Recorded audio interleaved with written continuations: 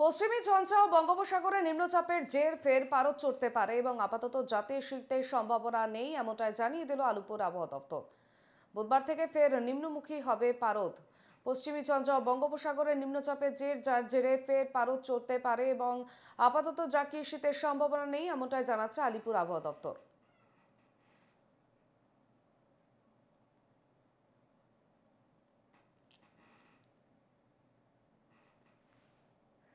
আমাদের সঙ্গে সরাসরি রয়েছেন আমাদের প্রতিনিধি রক্তিমা দাস। রক্তিমা, আবহাওয়া দপ্তর সূত্রে কি আপডেট পাচ্ছ?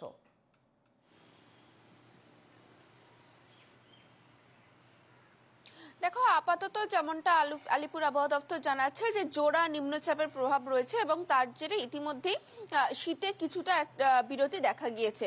সেক্ষেত্রে দিনে রাতে তাপমাত্রা কিন্তু ইতিমধ্যে বেড়েছে, তবে এই বিরতি কিন্তু সাময়িক, যেটা আলিপুর আবহাওয়া দপ্তর জানাচ্ছে। সেক্ষেত্রে সপ্তাহান্তেই কিন্তু আবার শীতের আমেজ পড়বে এবং কলকাতার তাপমাত্রা 15 ডিগ্রির ঘরে থাকবে।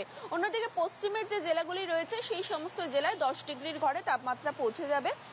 তবে দেখো, যারা পর্যটক যারা রয়েছে তাদের জন্য সুখবর রয়েছে।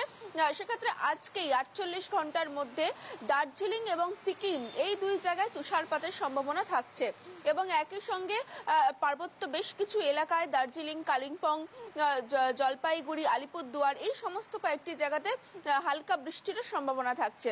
ফলত পর্যটকদের জন্য দার্জিলিং এবং সিকিমে কিন্তু তুষারপাতের একটা সম্ভাবনা, সেক্ষেত্রে তাদের ক্ষেত্রে কিন্তু মনোরম পরিবেশ। অন্যদিকে দক্ষিণবঙ্গেও যেমনটা জানা যাচ্ছে, দক্ষিণবঙ্গে আজ 9 জেলায় মূলত বৃষ্টির পূর্বাভাস রয়েছে। তবে সেক্ষেত্রে হালকা থেকে মাঝারি বৃষ্টির পূর্বাভাস। সেক্ষেত্রে বাঁকুড়া, বীরভূম, মুর্শিদাবাদ, এছাড়া পূর্ব পশ্চিম মেদিনীপুর, বর্ধমান এই সমস্ত জেলাগুলিতে হালকা থেকে মাঝারি বৃষ্টির পূর্বাভাস থাকছে। তবে এই সমস্ত যে নিম্নচাপের প্রভাবে যে বৃষ্টির সম্ভাবনাগুলো, সেগুলো বুধবার পর্যন্ত থাকছে।